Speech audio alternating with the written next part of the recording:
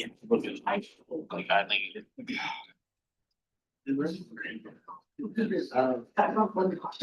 Statements. Actually, that statement. Good evening, everyone. Welcome to the June 5, 2025 meeting. The Transportation Commission. It's about 7:08 or so. I'm Dave Snyder, Chair of the Commission. I'd like to note, as I said, that we're starting about 7:08. We're live streaming the meeting on NVTC's YouTube channel. And I want to confirm that our board administrator has indicated we have an in-person forum. Is that right? Now we have Paul Smedberg, who wishes to participate virtually. In order to do that, Paul needs to state his reason for virtual participation, and then we need a vote of the body as to whether to admit Paul. So Paul may have a different view of that, but in any event, we're really pleased that he can join. Paul, do you want to state your reason for being virtual tonight? I am been detained at the office and I'm here. Alright. Sounds like what the state of Virginia would call personal reason. Sounds to me like a business reason, but in any event. Okay. Yes. I'll entertain a motion to admit Paul Smedberg. It's moved by me and seconded. Any discussions? Different. All those in favor? Aye. Say aye. Those opposed? No. Really? Okay, that item passes. Thanks, Paul, for joining us. So before we begin with the business in the meeting, it's entirely appropriate that we recognize the passing of some incredible transportation leaders in our region. First of all, of course, Congressman Jerry Connolly, who served so many years in his local capacity here in Fairfax County and in key regional bodies, including this one. He was appointed to NVTC in 1999 and served 9 years as a tireless advocate for public transportation. And those of us who had the opportunity to know Jerry knew that he was a tireless advocate for many positive things. After becoming NVTC chair in 2006, Congressman Connolly oversaw the launch of Smart Trip throughout Northern Virginia, and in 2009, finally saw Congress appropriate $150 million a year for a modest state of good repair efforts after a multi-year regional effort. After his election to Congress, Mr. Connolly continued his transit advocacy. He played a foundational and fundamental role in the monumental Metro Silver Line project, including the completion in 2014 of Phase 1, which extended the line from East Falls Church to Wheelie Destin East, and again in 2022 when the Silver Line final phase opened with the Dulles Airport ceremony. We understand there'll be a special election on September 9 for Jerry Connolly's seat, although frankly, nobody can fill Jerry Connolly's seat. And then Kathy Hutchins. Kathy retired from the Fairfax County Board of Supervisors in 2019 after serving 20 years on the board. She made history as the first female African elected to the Fairfax County Board representing the Middle District. During her 2 decades of leadership, she championed affordable housing, diversity, and sustainable growth, but she left a true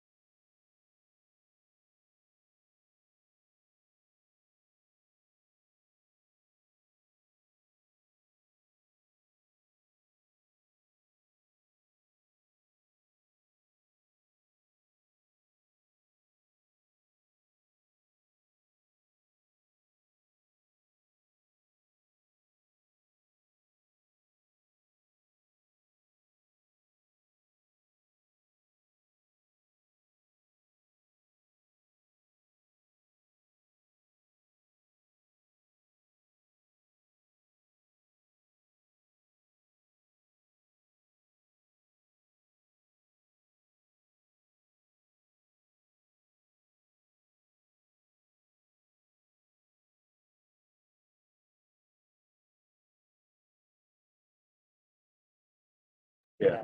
So, no, I never left on time. Like, never in this. Alright.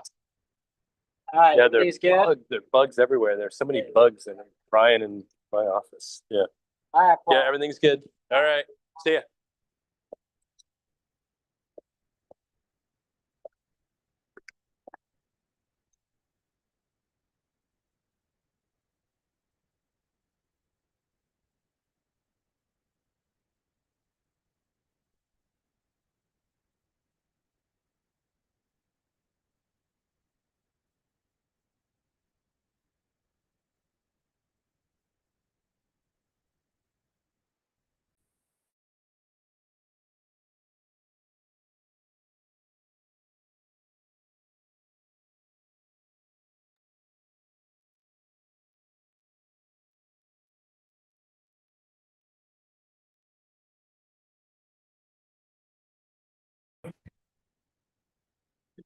Enjoyed it and fine, but also the wordplay and the interaction.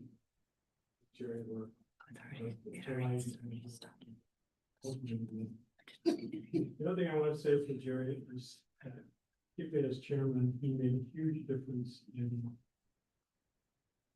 Melbourne district and in the school system for West County. We had a major fight brewing about Southampton High School, way overcrowded, deeply overcrowded. I was the board member with originally done the boundaries for it and knew that none of us had any. Recording in progress. There's nothing I do with it, be able to run that quickly. And Jerry stepped in and said, okay, here's basically $10 million for the board, you can maybe use that to solve Southern High School. His solution was to do what they've done at South Lakes. I'm sorry, at West Lakes, which was an extension on it. His was not favoring that in front of our case. The other thing is this supported your own support to put that $10 million into money to build a middle school and land ability, et cetera, and all we received $40 million for home. But Jerry was willing to solve problems like that. And I had a pleasure of sitting with the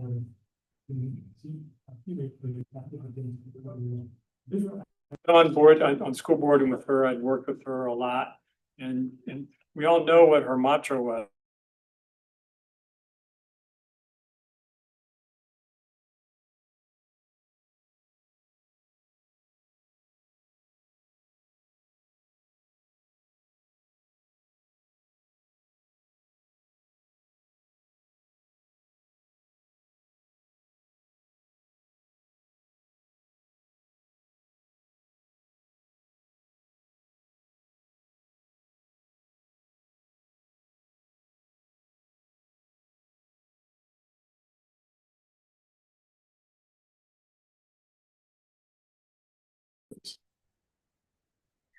It's intimidating, isn't it? It's only gonna record when we speak. It's AI. But I just wanted to say that it feels like the torch is passing. An era is ending with the loss of both of them. I knew them before they were ever elected. When Jerry was active in the Federation, Fairfax County Federation of Civic Associations, he was the president, I was on the board, I was the Human Services chair. And in that capacity, I got to work a lot with Kathy Hudgens. And of course, Kathy was active. She was the leader of the Democratic Party in Fairfax County for a number of years too. So they were very, just like so many of us here around the room, but they were citizen activists way before they were elected officials. And so when they got to that place, when they got to the Board of Supervisors, or they knew the community so well, they were so embedded in it, and it was just easy for them to do the work they did. I mean, they worked so hard, but their lives were really a dedication to the community. So it's a big loss for us, but we're all better for them having been leaders in our community, and we're working from that foundation that they laid. So thank you, Jerry and Kathy.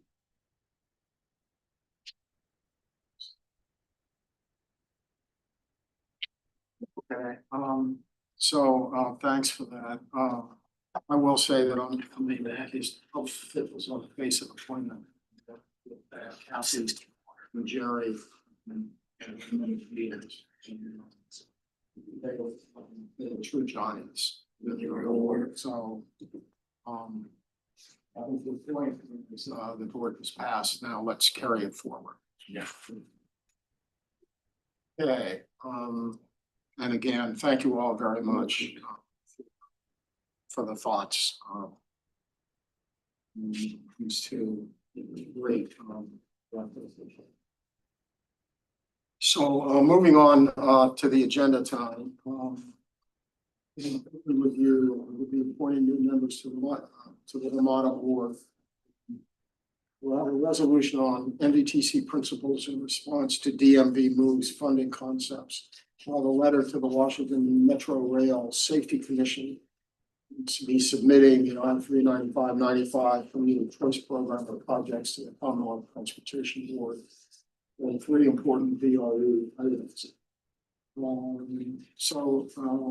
Kate, have we received any public comments? No, Mr. Chair, we did not receive any public comments this month. Okay, thanks a lot.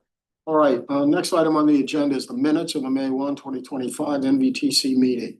We have the minutes in front of you. I heard a motion to approve. Is there a second? Second.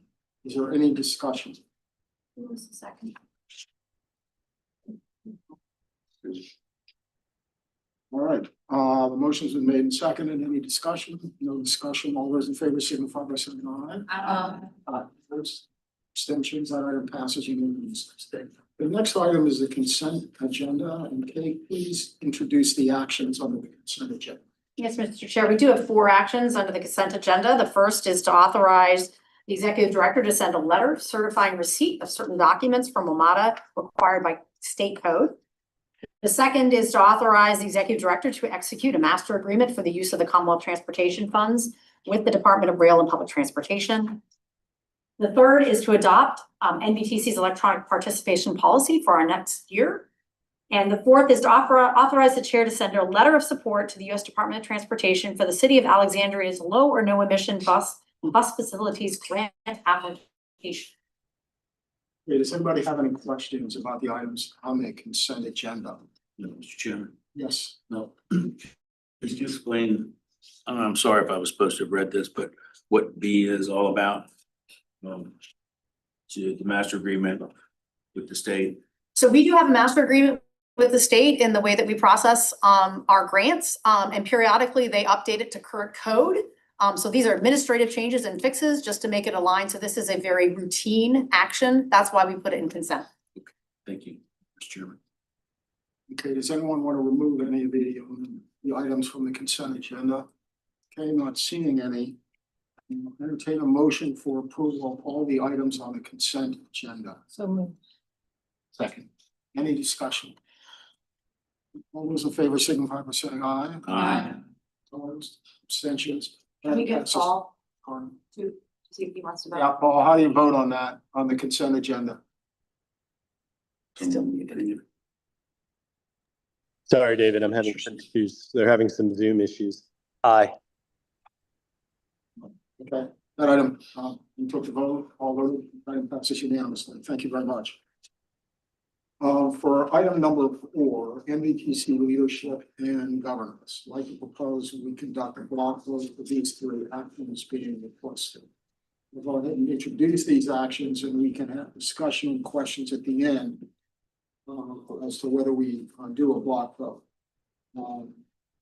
Any objections to it? At least it's not something I'm not seeing any. The first is to appoint it's resolution 2561 to appoint and confirm Virginia members to the WMATA Board of Directors. Tonight we have a resolution to appoint and confirm new members to the WMATA Board of Directors effective July 1, 2025.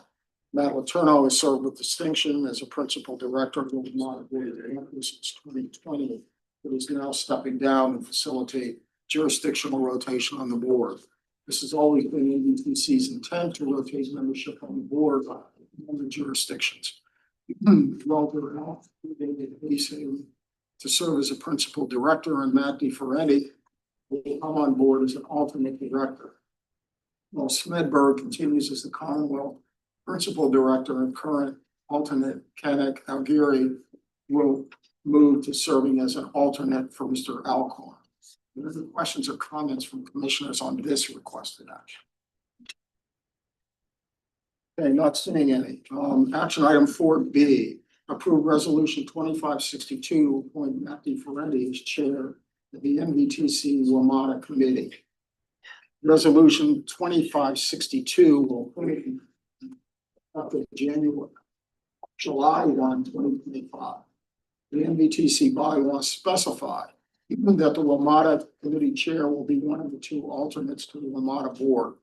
Since our current WMATA committee chair, Walter Alcorn, is stepping into the principal director role, he can no longer serve as the committee chair. Kenneth Algieri, who is an alternate director, is already serving as chair of the Legislative and Policy Committee. The other alternate director, Matthew Ferretti, will serve as the WMATA committee chair. Any questions on this action? Mr. Chairman, Not seeing any or Mr. hearing. Chairman, I have Yes. a bigger question that just for the public, maybe that they don't know this either. How many voting board members of WMATA do we have from Virginia, and how many alternates? And I know from previous life that the alternates participate in committee meetings but don't vote at the regular WMATA board meeting. But just for the public's information, what are those? Mr. Chair, we have two principal and those are voting members. And if they are not there, either one or both of them are not there, the alternates, but it's a total of 2 out of a board of 8. Mr. Chair, Yes. and then to further elaborate on your question, it's 2 from each jurisdiction. 2 principals alternates? and 2 alternates. So Virginia has 2 principals, 2 alternates, so does Maryland, so does DC, so do the feds. So 8 principals, 8 alternates in total. 16 altogether. But Virginia has 2. Voting And 2. principals, yeah. And can you state again who the principals are gonna be and who the alternates are gonna be in the resolution? So the principals from Virginia will continue to be Paul Smedberg, representing the Commonwealth of Virginia. Yeah, that's good. Walter Alcorn, representing NVTC. And then for the 2 alternates, which are both members of NVTC, we have Kenneth Algieri and Matt DiFerenti. Thank you, sir. Thanks. 4C action approval resolution commending the Honorable Matthew Corno for his service on the WMATA Board of Directors. Matt, unfortunately can't be here tonight, so we're approving this action.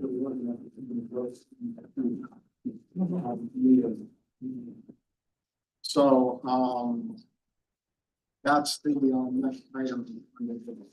Does anybody object to items 4A, 4B, and 4C?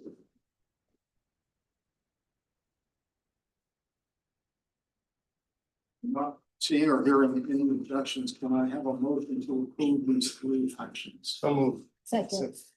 Any discussion? All those in favor signify by saying aye. Aye. Opposed? Abstentions? Thank you, that item passes unanimous. And you have to ask Paul Smith. Paul.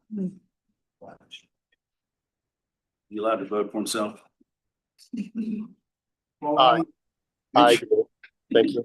Okay, so we are unanimous. Thank you very much. We're gonna do a photo. Well, we are actually missing Mr. Smedberg, so maybe we'll take the opportunity at future meetings and get a photo of all. Okay. So, next agenda item is the report from Alana. Paul, we appreciate your comments. Thank you, Mr. Chair. Good evening, everyone. I'm sorry I'm not able to be there in person. So there are several exciting initiatives that I would like to highlight for this evening. First of all, I hope everyone saw the exciting news that Metro has launched Tap Ride Go last week. There was a big event out at Dulles Airport. And there's much work that went into this behind the scenes, particularly with our IT folks and computer folks to get this technology in place. ahead of several huge events in the region this summer. With Tap and Go, customers can use a credit or debit card or a smartphone to pay their fare on Metro Rail. This will make travel seamless for infrequent riders or those coming to our region from airports and train stations.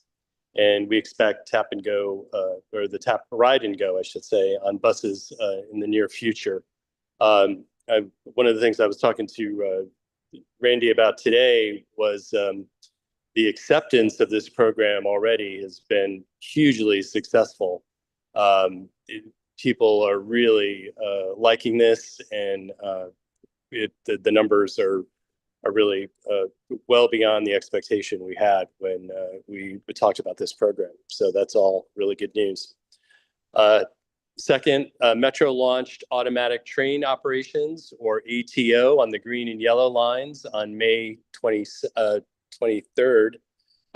We've seen significant reductions in travel times on the red line since December with ATO, and we are working hard to expand ATO to other lines in cooperation with the Washington Metropolitan Safety Commission. Early in May, we launched the new Metro Plus app, which allows customers to plan trips, chat with customer service, report issues on the system, and see which services are nearby. I encourage all of you to download the app. It's really quite good, and you can get it at the Apple Store or Google Play Store. We are just several weeks away from the launch of the Better Bus Network. On Sunday, June 29th, we will go live with a redesigned bus network that better serves the region and gives people gets people where they want to go. With the scale of such an effort, we are asking everyone to help spread the word and understand that there will be some hiccups along the way. We're thoroughly anticipating that, but we are doing everything we can to get the new network up and running. And we will have several people, Metro will have several people out along various bus routes for several days at the start of the introduction. And Metro has an extensive outreach program going on right now. So, look out for materials on that. As we discussed a couple times with the commission, please keep in mind that we'll have Blue Line construction project beginning July 5th and running through July 26th between Franconia Springfield and Reagan National Airport. We will have free access shuttle buses available from Springfield to the Pentagon and free local shuttles between Springfield, Van Dorn, and King Street. And finally, I'd like to remind everyone of the additional service and security we will have in place this weekend for World Pride events. Beyond several 24-hour Metro bus routes in the district, we will be keeping the rail system open late tomorrow and Saturday. And for those of you visiting our region, this is a helpful guide. There is a helpful guide on the Metro website for further details on Metro stations, near events, how to pay your fare, and what kind of increased security presence you will expect to see throughout the system. Mr. Chair, that concludes the report I have for the Metro board. So thank you very much. Do any commissioners have questions for Paul on any of these developments? Well, I have one. I'm in love with my Metro fare card, and I'm wondering if those of us who love our Metro fare cards can continue to use our Metro fare cards. Yes, you can still use your Smart Trip card. They will still continue to work. We have received, I know Matt has as well, we've received numerous emails and questions from seniors in the community who have their senior card. Those two you can still continue to use. All those cards still work, whether it's on your phone or a physical card, they will still work, yes. Right, the best part about this is those who don't love their Metro fare cards now have it. Well, if I may, Mr. Snyder, I would say for those of us who have a hard time keeping track of things we love, it's been a blessing and have issues with technology. Sometimes the smart trip stops working on your phone. I have to say, I've been impressed at how easy it is to be able to use this new system. It's been incredible. So. It's great, yes. Yeah, and there have been some events related to World Pride already that have been large, and that in those stations where those events have been taking place, upwards of 65 to 70% of the taps have been with the tap and go with the credit card. Wow. Yeah, it's pretty incredible. Yeah. Thank you so much for all these updates and all the work that's going on with Nevada. One question that I've gotten is with the new app, I think everyone that I've talked to that uses it really likes it, but they're also wondering about if there's a future world where all of our local bus systems can be on the same app so that they're not having to pull up multiple different screens when they're transferring. And I just don't know if that's been discussed or if there's any world where we could get there. Yeah, that, and fair integration is also on the table, and it's been talked about at DMV Moves. It's been talked about at SJ28 meetings that Delegate Sickles and Senator Eben are leading.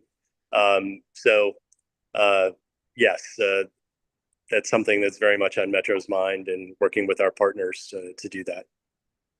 Right, yeah. Yeah.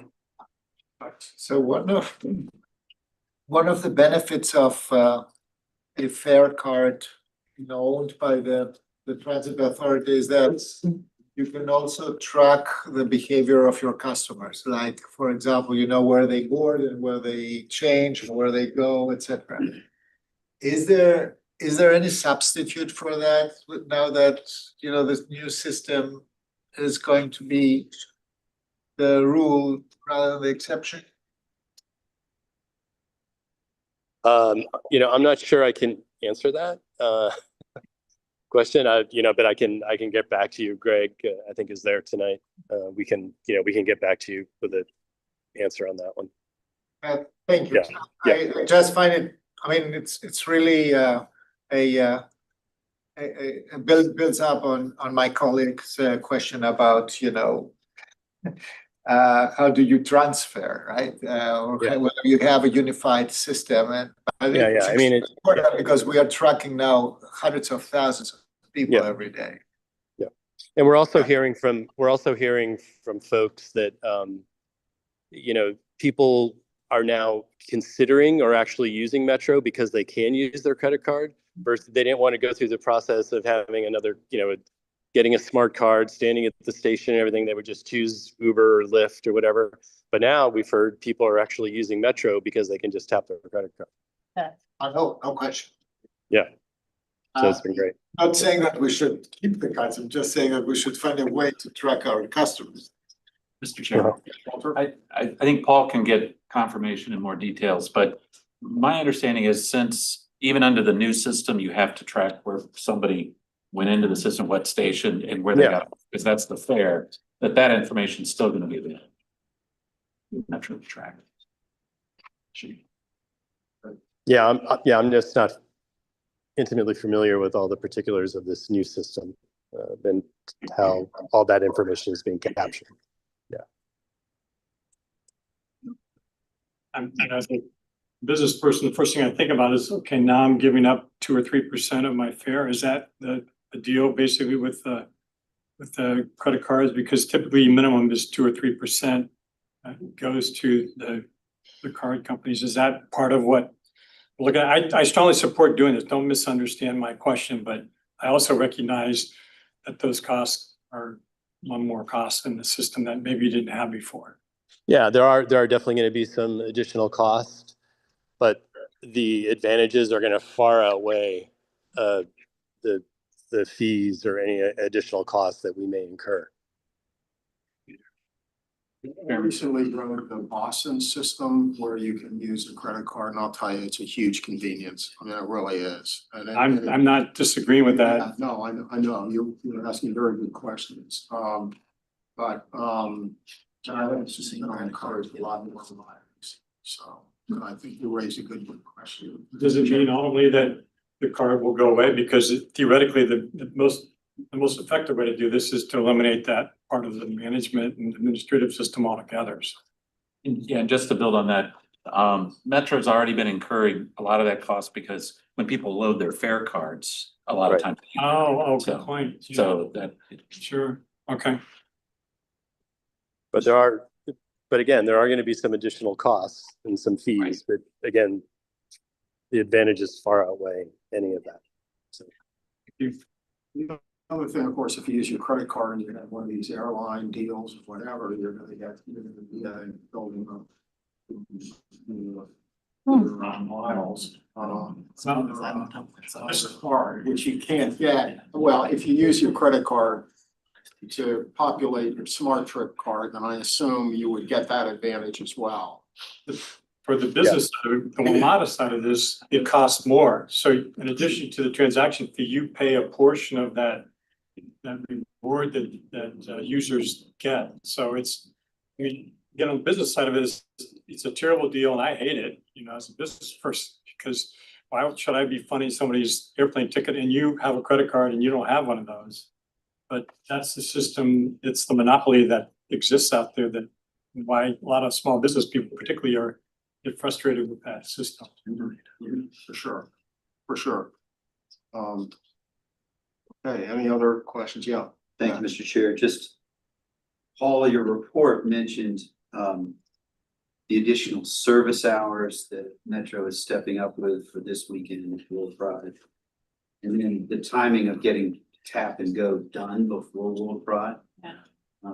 Those two things are special, and I think everybody in the room would say that this is our region and Metro meeting a world moment that we're all looking for. No, I didn't mean to pun, but yes, maybe it's Adam's shoes or something, but I do hope that either you or Greg can convey just how grateful we're stepping up to a big moment. yeah, and bottom line is it's gonna mean more revenue coming into WMATA. Yes.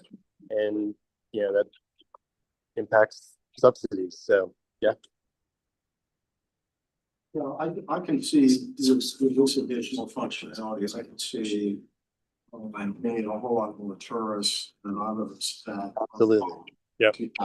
So they're probably kind of intimidated by the current system. Yeah. So it should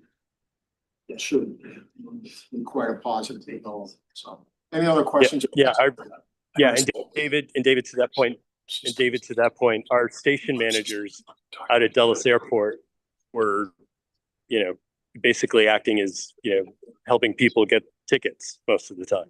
So now they'll just be able to tap their card. Any other questions or comments for Paul? Okay, not seeing any. Next item on the agenda, report from the chairs of the WMATA Committee, Legislative and Policy Committee. NVTC WMATA Committee Chair Walter Elton and Legislative and Policy Committee Chair Tim Daguerre.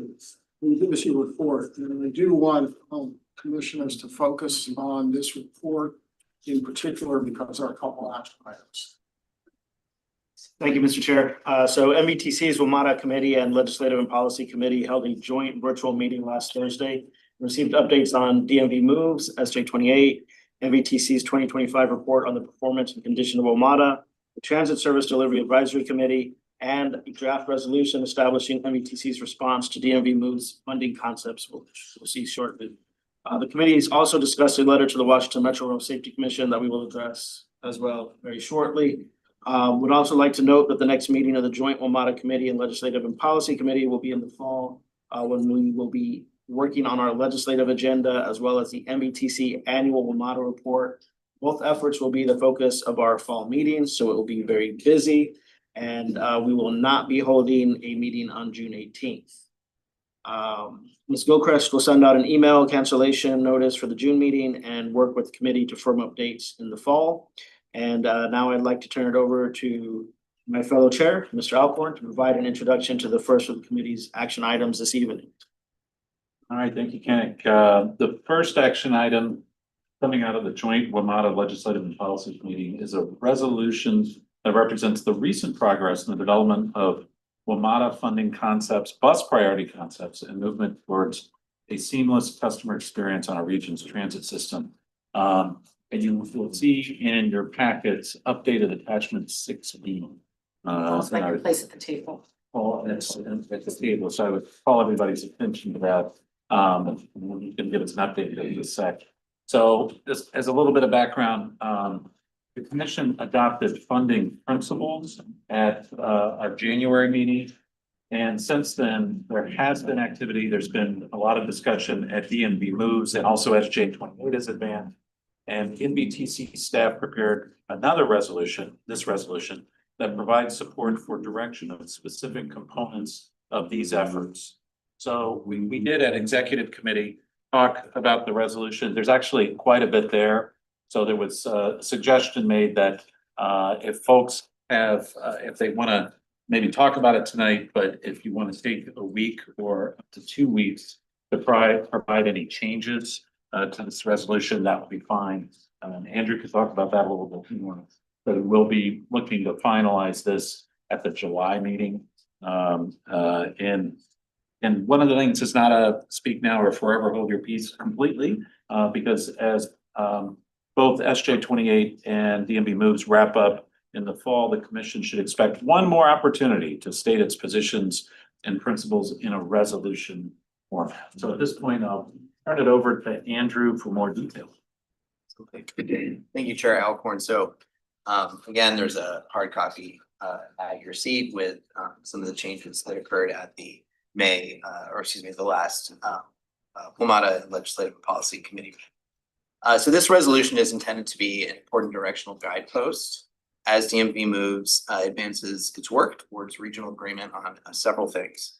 The first is a WMATA funding concept, ideas and concepts around regional bus priority, and efforts on providing more seamless customer experience for our region's transit systems. DMV Moves anticipates that the task force, that's kind of the voting body, so to speak, and then the WMATA board and then the COG board would receive and take action on various plans and components of this in the fall. So while these various plans and agreements are at a staff level of development and still very much in draft mode, this summer timing for action offers NVTC an important opportunity to endorse and support the direction of these efforts within certain guidelines or conditions, and that's what we have covered in the resolution. So again, these are draft plans, and this resolution is not a blanket endorsement, but it's intended to provide a qualified indicator of directional support in certain areas. This resolution was previewed and discussed at the May 29th WMATA and Legislative Policy Committee meeting. The copies here with changes in red from that, major context changes from that meeting. What I'm going to do right now is give a high-level organizational overview of the resolution, and then the chair will open it up for discussion. So the first major section in the resolution supports the principles and direction of a DMV Moves WMATA concept. It supports the direction of that concept to ensure that the system is safe, reliable, efficient, and effective while investing in a highly skilled workforce, that it reduces and manages the state of good repair capital backlog of WMATA, that it drives operating cost savings through automation, provides sufficient core capacity improvements to enable future discussions of expansion, and that it ensures that WMATA's structural funding issues are resolved so that we're not back at this again in 10 years. The last piece here is that very much consistent with the action taken by this commission in January, the support calls for Virginia, DC, and Maryland to each identify appropriate revenue sources in their jurisdictions to generate their share of those WMATA. So moving on from the WMATA funding concept, directional support is directional support around DMV Moves advancing regional conversations on bus priority. So backing up a little bit, bus priority is certain kinds of capital investments in the streets and transit that help prioritize road space for buses and help get them out of traffic. This concept is advancing in pieces across the region right now, and it offers the opportunity to make capital investments that can yield operating savings as faster buses can help reduce operating costs. So while the concepts for a regional bus priority plan are very much still being developed by DMV Moves, This resolution articulates NVTC support for principles and direction of concepts that help deliver improvements and ensure access to bus priority infrastructure for metro bus, local bus, and commuter buses. So very much a all kind of bus provider type of lens there. That it encourages funding partners to provide resources for transit agencies, local jurisdictions, and roadway owners to improve bus stops. That encourages better regional coordination while maintaining funding for bus priority capital projects at the jurisdictional level. And that it considers the Virginia's diverse array of existing funding sources for bus priority project. And then the last major section here is that DMV moves us looking at a very long list of potential integration and coordination efforts that would generate efficiencies and help provide a more seamless customer experience for riders in regions, agencies. So some examples of what DMV moves is looking at in this space includes shared service and frequency guidelines, unified bus stop signs, and customer information, and concepts like a joint call center or one-stop customer service number. So what this resolution does is those things are very much still under discussion. So what it does is calls for early prioritization of what staff are calling some low-hanging fruit, mostly around fares, and then offers support for continuing regional discussions of these efforts, provided that they do a couple of things. So first, that they respect local control and policymaking for local transit systems, that they recognize that the diversity of needs and governance in the regions means that there's not a one-size-fits-all solution to bus operations, and that they ensure that joint procurements and other efforts by WMATA are sensitive to local needs, and that they respect that the majority of our local systems don't receive federal formula funds and thus are not subject to the same requirements as WMATA. So to wrap up here, staff consider this an important time for the commission to state its qualified support in certain areas, and that will empower NVTC and jurisdictional staff to help speak to the commission's priorities as these efforts advance through the summer and the fall before they reach the point of formal adoption by their respective bodies around November or December time period. So I'll stop there and happy to hand it back to chair of the discussion.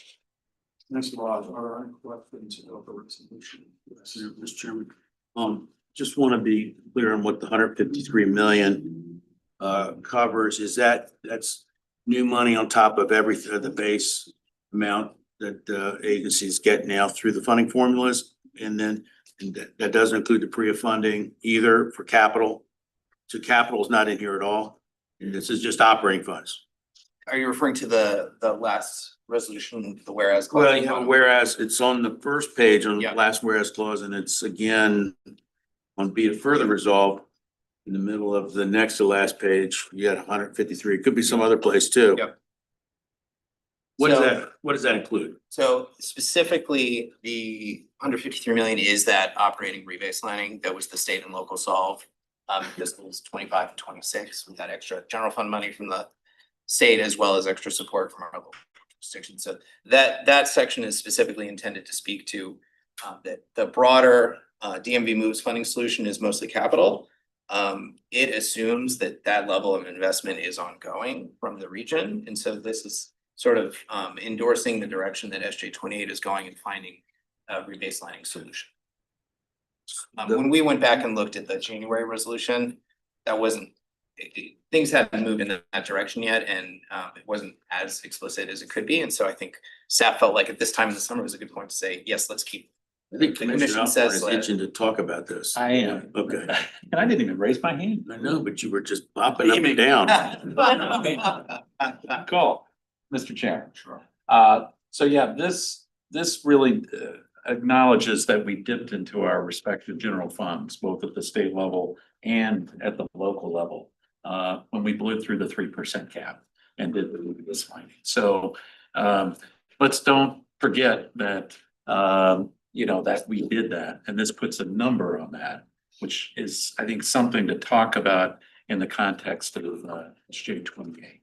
So even though WMATA is saying they don't need any more than what we were already giving them, we threw this more into the pot, into the baseline. So just, Mr. Chairman, just to repeat, so this 153 is basically the new baseline that we created with the money that we just did.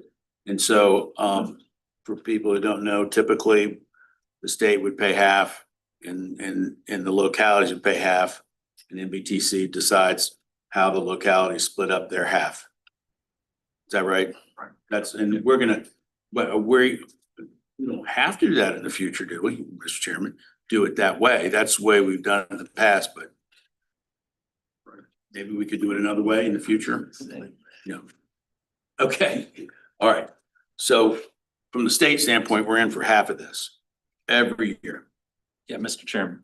And I think one of the things as part of the SJ 28 conversation is if there is a dedicated revenue source, you know, we're primarily looking at capital as the bigger number. But maybe that dedicated revenue source also helps address the 153 as well.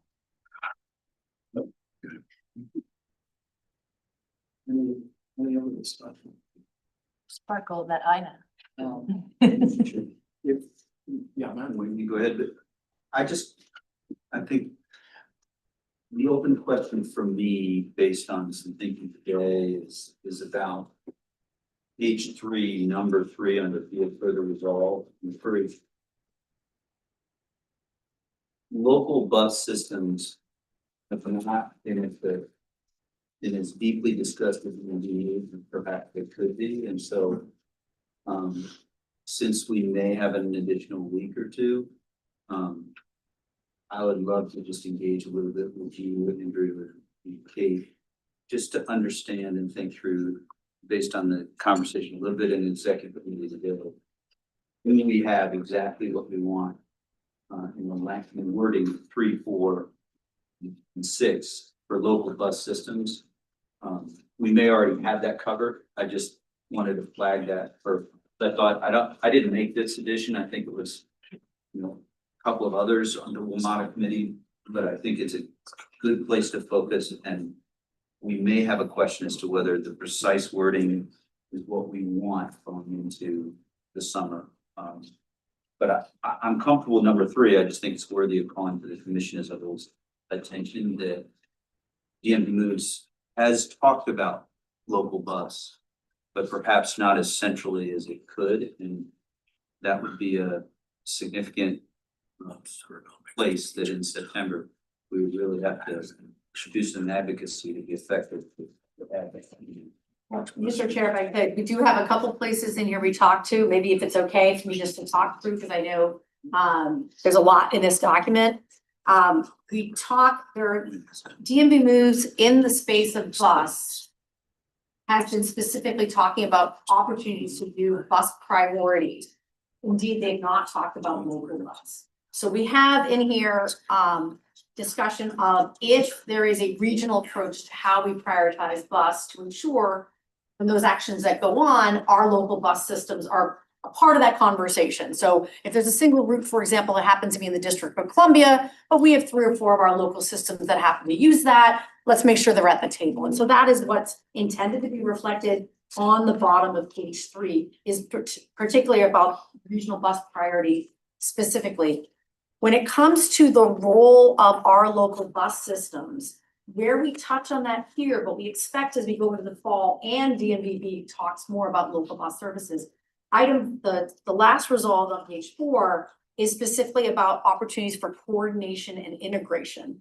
There are work groups that are going on at DMV Moves that are specifically focused on a number of different areas. I think we've heard about some of that this evening, where they'll be looking at aligning fares, aligning procurements, and those sorts of things. So of the discussions that have happened thus far, that last resolve clause speaks to reacting and things that we have heard around this table. In particular, when there are discussions about coordination and integration that involve our local systems, that those discussions respect the local control and policy making that all of your jurisdictions have put into your local systems, that they recognize the diversity and needs of the region. I'm basically just going to read or closely read.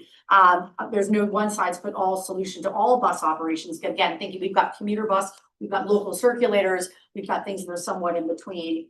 Number 3, ensuring that any joint procurements or other joint efforts that may be led by WMATA. Again, we have a lot of things that are done uniformly, but if there's something done by WMATA, we've included saying, understand that there may be something a little bit different in the needs that our local systems have. And in particular, we did want to highlight the fact that our local citizens may not have the same requirements that WMATA needs to put into their procurements.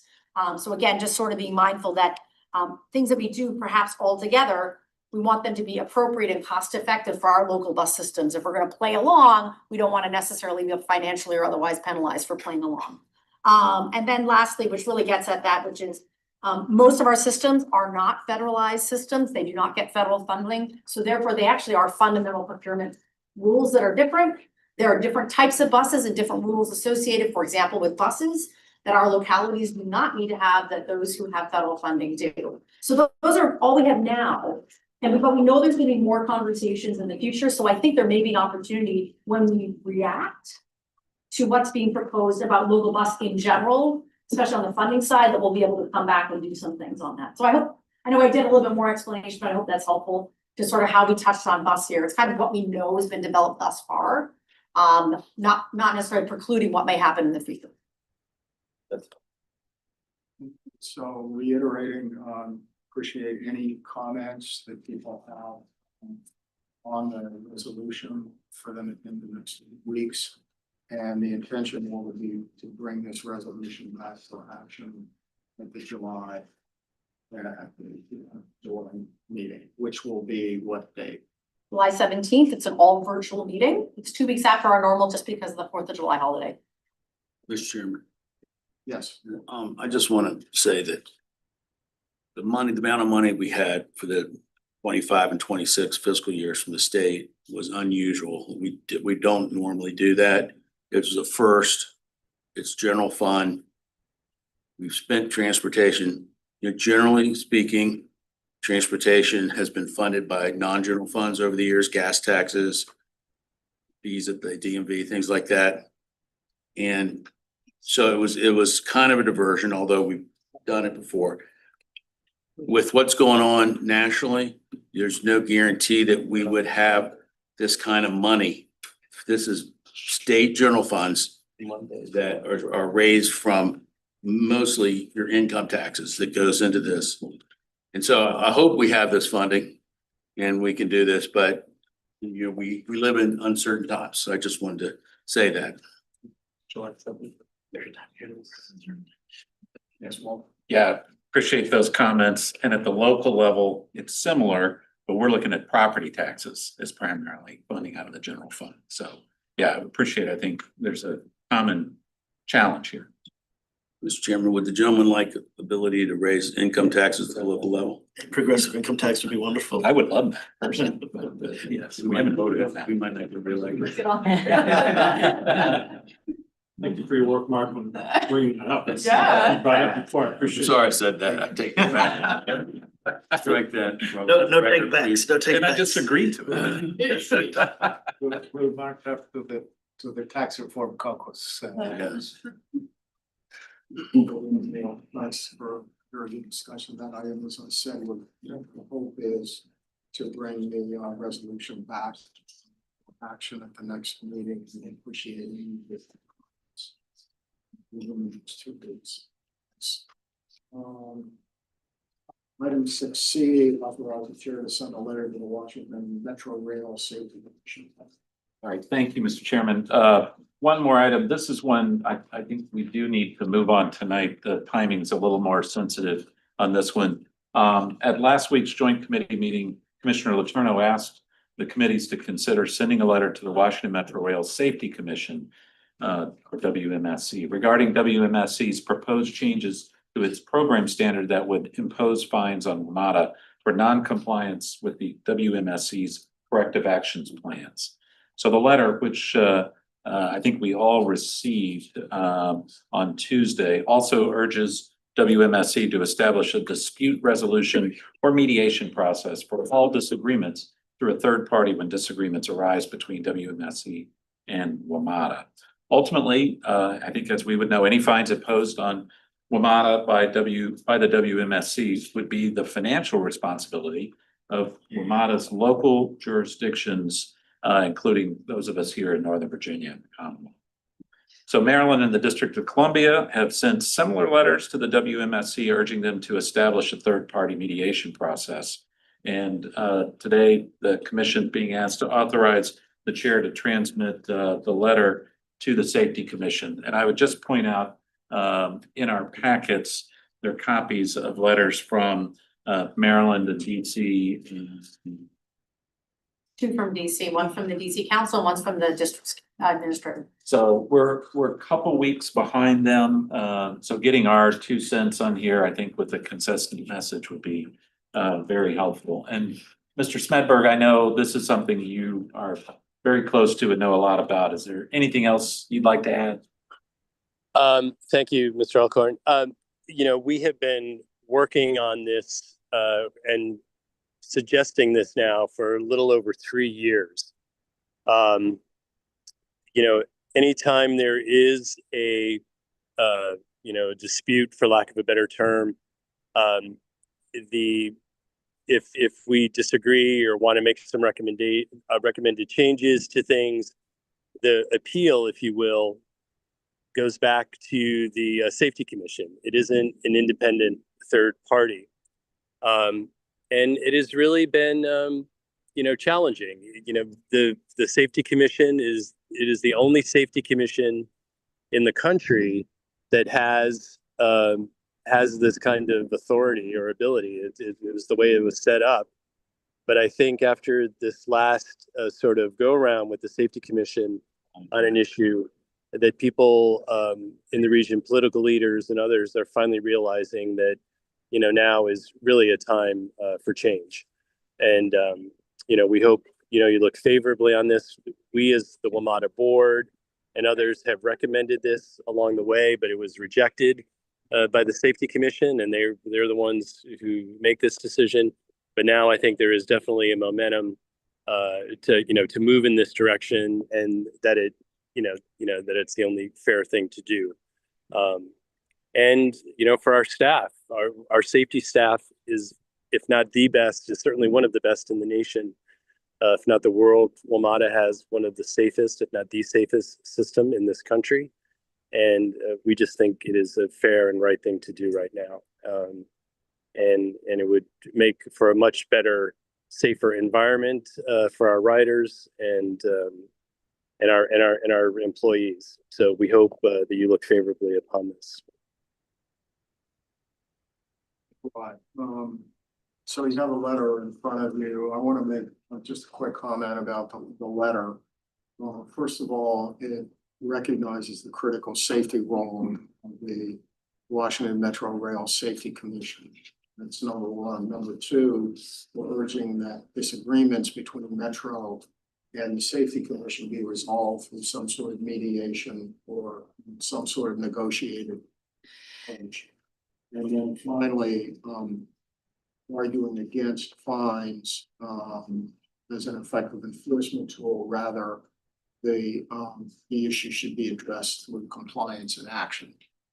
Fines ultimately were carried by the localities and other funders on Metro.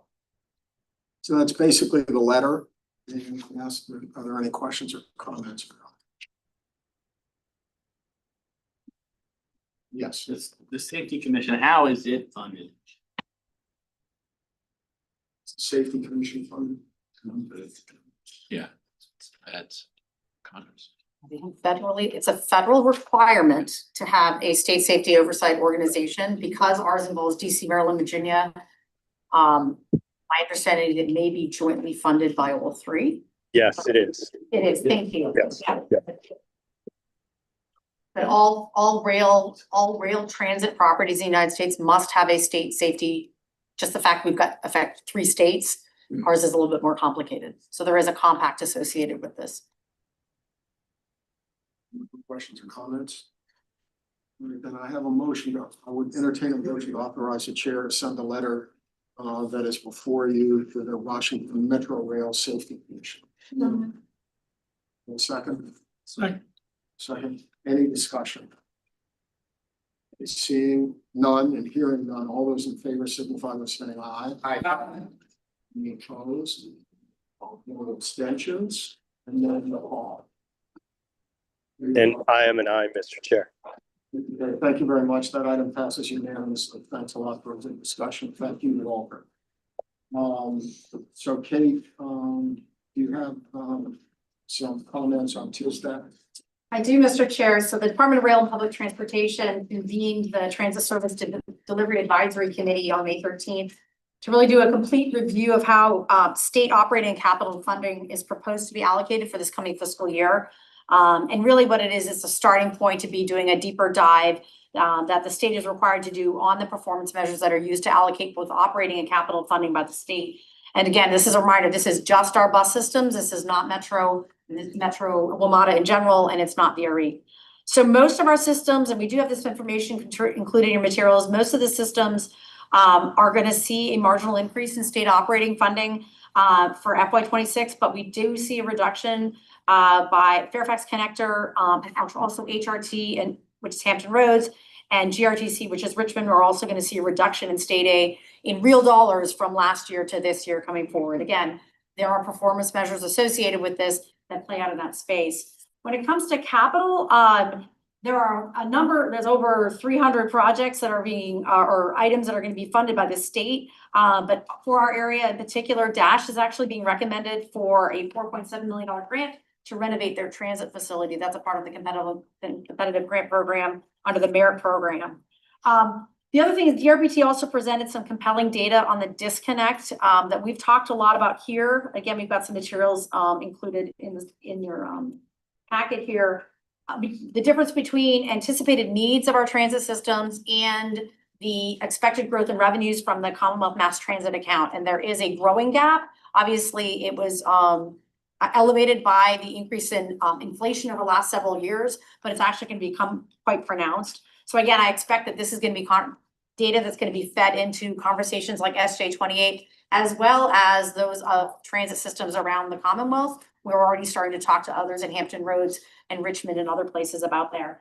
So again, the TISDAC activity is specifically focused on performance measures, but we have not had a meeting yet that dive into the performance measures, but it's also been very instructive in terms of understanding. I'll use the word solvency. That's probably not fair, but basically the disconnect between the availability of funds anticipated in the future for transit and the anticipated needs by our local transit system. So there may be a statewide conversation above and beyond what we're talking about here in Northern Virginia. So again, I'll keep you posted on what we're learning, as well as what types of measures the state is looking at changing over the course of this calendar year. So that's what I have on the TISDAC. And Mr. Chair, I'm happy to dive into the federal if that works. Yeah, I would ask, Danny, did you have anything you wanted to add? I know this was discussed under your committee. No, I think Ms. Matthijs covered pretty much all of it. So then the federal update, Kate. And so just very quickly, we do have a number of updates included in your printed material, but I do want to pass along that the president's proposed budget for this coming year actually does fully fund transit and highways for FY 2026, meeting the funding levels that were included in the infrastructure bill. That can get very confusing when you look at all the other press that's going on. But again, this is the power of having transit and highways in a trust fund, which is separate and apart from the appropriations process. But it's important to know, and that's, for example, earlier this evening, we endorsed a grant application for Alexandria. That's a program that's going to be fully funded for low and no emission buses at $1.5 billion. Those are things that are currently protected. Until there's reauthorization, those funds are actually protected. And so I just wanted to highlight that to you. Obviously, there's a lot more things that are going on that we're watching, especially on the regulatory space, but those have not been finalized. Those are just being discussed. But again, there's materials, your printed materials touch on those things as well. So I'm happy to answer any questions. Questions from Kate on either TISDAC or federal elements? Okay, not seeing any here then. Next agenda item is a report of the chair of the program advisory committee and joint commission working group. The chair of the program advisory committee and the joint commission working group. That I'll check with her report. Thank you so much, Mr. Chairman. This is related to resolution 2564. Tonight, the commission is being asked to approve the I-395-95 Commuter Choice Program of projects for fiscal years 26 to 27 for submission to the Commonwealth Transportation Board. The program of projects is the same as was presented to the commission at last month's meeting. Commuter Choice Program Manager Daniel Nickelbein is at NVTC meeting tonight, as they are also being asked to approve the program of projects for transmittal to the CTB.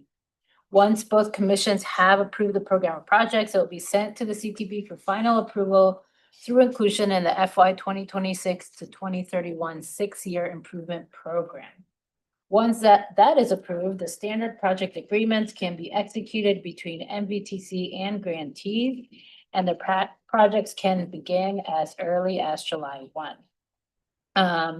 Thankfully, the Director of Programs and Policy, Andrew Divider, is available to answer any questions you may have. Any questions about this action? Okay, not seeing, hearing any. I entertain a motion to approve resolution 2564 to approve the I-395-95 commuter choice program of projects for FY 2026 through 2027 for submission to the Commonwealth Transportation Board and authorize the executive director to execute the standard project agreement. I entertain a motion. Second. Yeah, just don't ask me to read that one. All right, any questions? All those in favor signify by saying aye. Aye. Opposed? Abstentions? Paul Smedberg, how do you vote?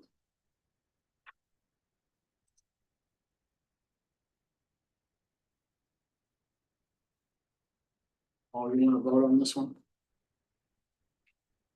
Okay, that item passes unanimously. Next item on the agenda is VRE. VRE, Rich Dalton, is Rich here?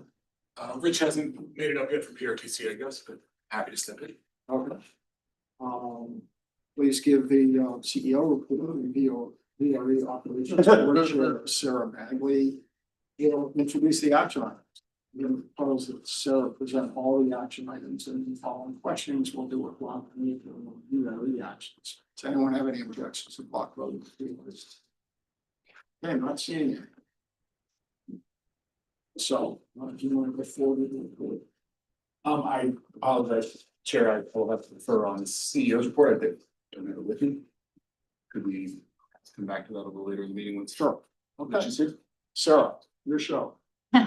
Okay, so we are going to go through a few action items in block, and then we'll have a discussion afterwards, as the chair outlined.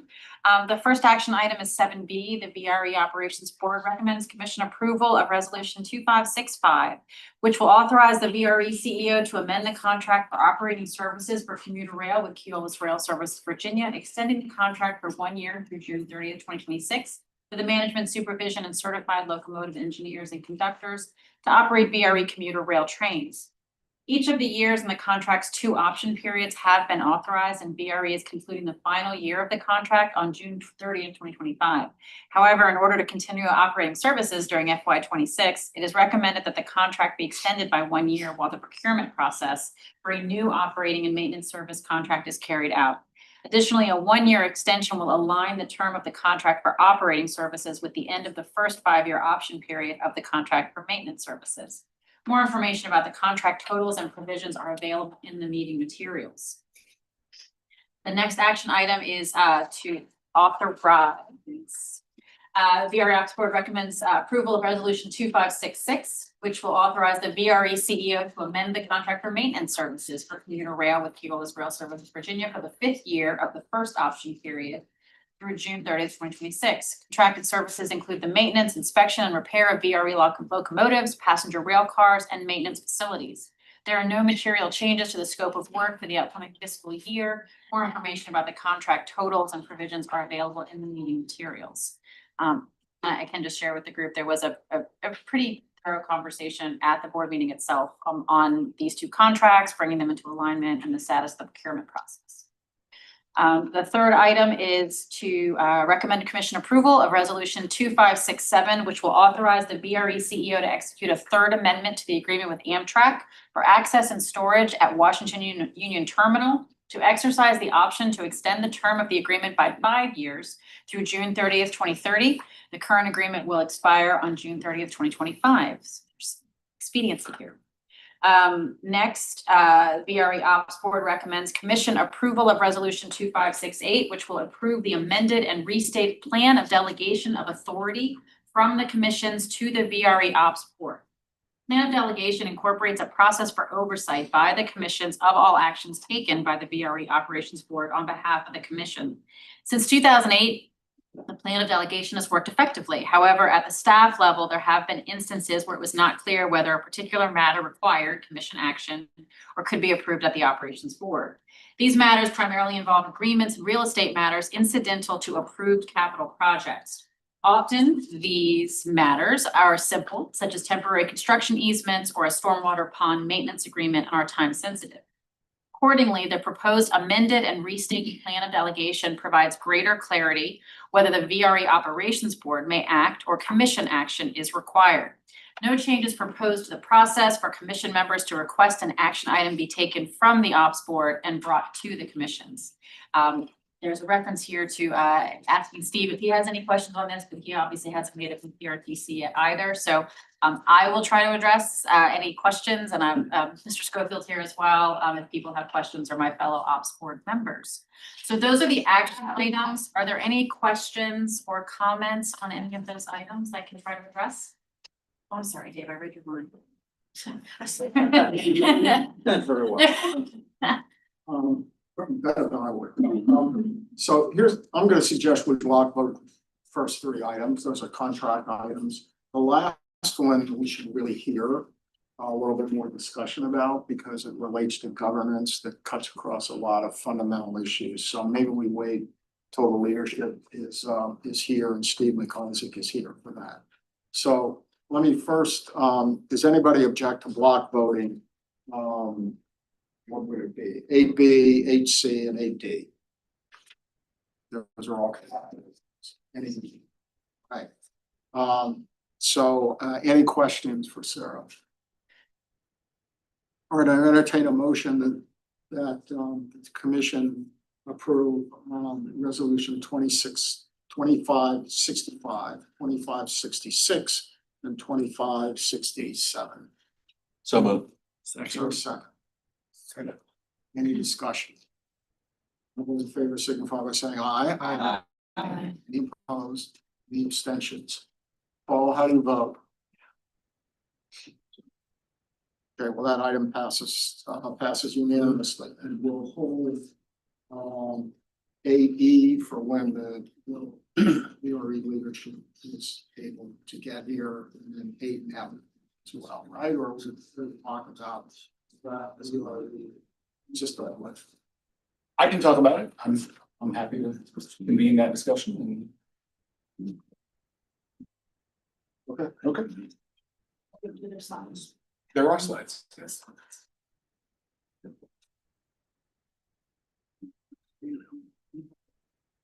Yes, and they're also printed here for you. There we go. Okay. So thank you, Mr. Chair. Good evening, commission members. I'm Mark Schofield. I'm the CFO for VRE. Glad to be back. We have been having a number of discussions with the Operations Board, Finance Committee of the Operations Board, about the adoption of our system plan.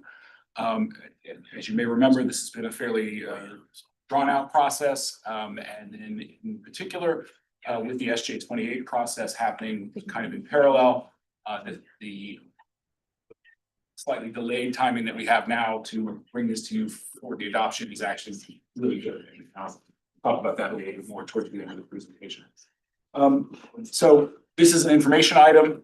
We want to present the highlights of the plan to you, hash out any questions that you may have, and if everything seems okay, then it would come to you next month as hopefully a very quick action item for your adoption.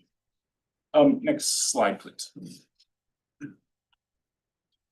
So what this 2050 plan has within it is really sort of two components. One is a service plan for the year roughly 2030, which is also approximately when the new Long Bridge will open. And Long Bridge is really sort of a key changing point for everything that VRE is going to do. And then the second half is really more of a vision for what could VRE be another 20 years past that. And so the components within the 2030 plan are both, what are VRE's capital needs, and then what are our ridership projections, what are the revenue projections, what are the costs? And then for the 2050 vision, pretty similar, but again, looking out longer distance, what could VRE sort of aim to be in the long term? And then what are the dollar amounts, what are the capital needs, what are the ridership that go along with that? I'll make this point now. It's kind of in small print there at the bottom. I'll make it in larger print later. This is a plan. This is not intended, this is not a budget. None of the dollar amounts that we talk about here are being committed by the board, by the commissions, by the jurisdictions. This is a vision that we are aiming VRE towards, and it can point the way towards the work that we need to do, whether that's in the SJ28 process or other processes at the local level, state and federal level. So next slide, please. So in reviewing this with some of the commissioners, one of the things that we just wanted to highlight was how we have gone about developing the ridership. Using the MWCOG model, which I'm sure a lot of you have used in other seen results of that in other contexts, where they get information from all the jurisdictions about land use projections, population and employment projections, all of that goes into the model. And then we lay VRE's proposed level of service on top of that. And then you get a ridership result from that. The MWCOG model has some challenges in dealing with commuter rail. It does a little bit better with Metro Rail and bus. So we do some adjustments, we do some calibrations there. And that gives us our sort of long-term ridership projections for VRE in 2050. I will say, given all of the return to office, the changing telework patterns, all the different sort of variability that there's been in the last few years, our ridership projections for 2030 have been moving around. We've been trying to calibrate them as best we can to what's happening out there in the world. And so we have tried to do that again here, tried to revise them as best we can to match what is happening. Next slide, please. So our service plan for 2030, what you have on the left there is VRE's current baseline level of service, 32 total weekday trains, 16 on each line. If we were to stick with that, we would call that the no build. You would be looking at a system-wide average daily ridership of about 13,000 riders. That's in 2030. We are currently sitting at an ADR of about 11,000 as of maybe last week, just for context. So then what's on the right there then is a projection for what we would call the build level of service in 2030. So on the Manassas line going up to 24 weekday trains, on the Fredericksburg line going up to 28 weekday trains. So 52 total trains, an increase of about 60%, and an increase in the ADR to about 15,300. So we can come back to those as needed. Next slide, please. Thank you. As you know, right now, VRE does not have any weekend service. We have put into the budget for some limited Saturday service. What we have, we're going to roll that out as soon as we can. What you have again on the left is the baseline ridership estimates for 6 trains each day of each weekend on the Manassas line, and the same on the Fredericksburg line, and then the projected ridership associated with those. The build would roughly double that, having about 12 trains on the Manassas line and 14 trains on the Fredericksburg line. And you can see, the ridership there in the baseline, ranging around 2,000 riders a day for sort of the medium an area increasing to around 4,000 riders a day. Next slide, please. So that was 2030. And again, that's what VRE is contemplating delivering once the new Long Bridge is open, once all of those investments that are part of the Transforming Rail in Virginia program have come online. 2050 then again is much more of a vision, what could VRE be in the future. So again, sticking with a no build ridership, or I'm sorry, a no build level of service there on the left, looking at roughly 22,000 total daily riders. And again, that growth is primarily due to the region's growth, population and employment. And then if you look at on the right side, the vision weekday ridership, significantly more trains on both lines, a total increase up to 28,000 weekday ridership. And again, happy to come back to those now that we have Nick here. Nick can delve into a little bit more of the the details on the methodology if you would like. And then the last one, again, looking at the service and the ridership. Next slide, please. Thanks. Again, contemplating a significant increase in weekend trains by 2050, going up to 32 trains on each of the lines, with ridership in the 4,000 to 7,000 riders per day. And I should have commented before, VRE right now is a commuter rail provider. We offer peak hour, peak direction trains almost exclusively. What we're envisioning both in 2030 and in the vision in 2050 is becoming a regional railroad. So offering reverse trains, off-peak trains, evening trains, weekend trains, really becoming not just serving those downtown office riders, but really trying to serve all kinds of trips within the community, serving mid corridor trips, trips that are going in a different direction. And one thing I think we can talk about, especially in the 2050 sort of long range vision, what's it going to take to achieve that in terms of land use and things like that. So if you go to the next slide, please. This is just a summary really of comparing what we have in our new plan, our 2050 plan, with what we had in the plan from 10 years ago, 11 years ago now, which was the system plan 2040.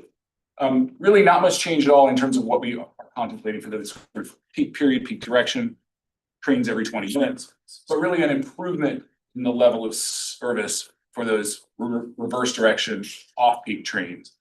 Really trying to become that regional railroad, but doing it not with a massive increase in the number of in the amount of rolling stock. So again, if you look at that line in the middle, the number of trains set, we were doing it with 19 trains in our plan from 10 years ago. We're doing it with 19 trains in this plan. It truly is a much more intensive use of the assets that VRE will have.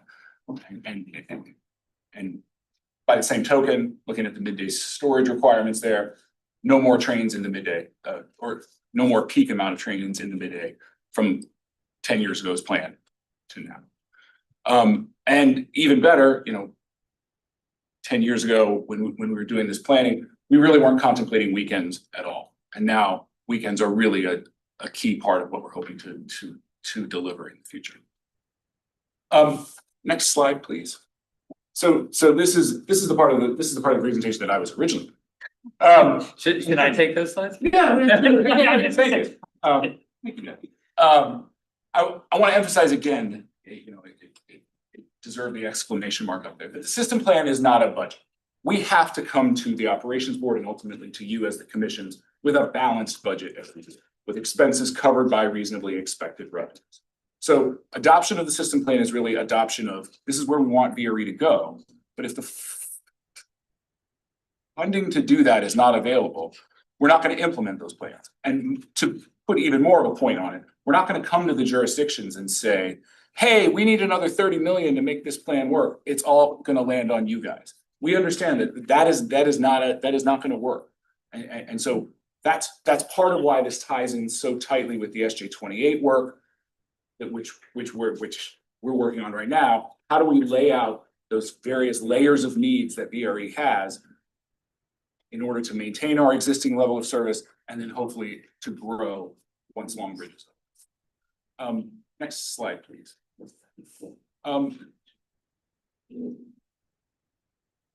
Sorry, next slide, please. Thank you. Just to really emphasize here,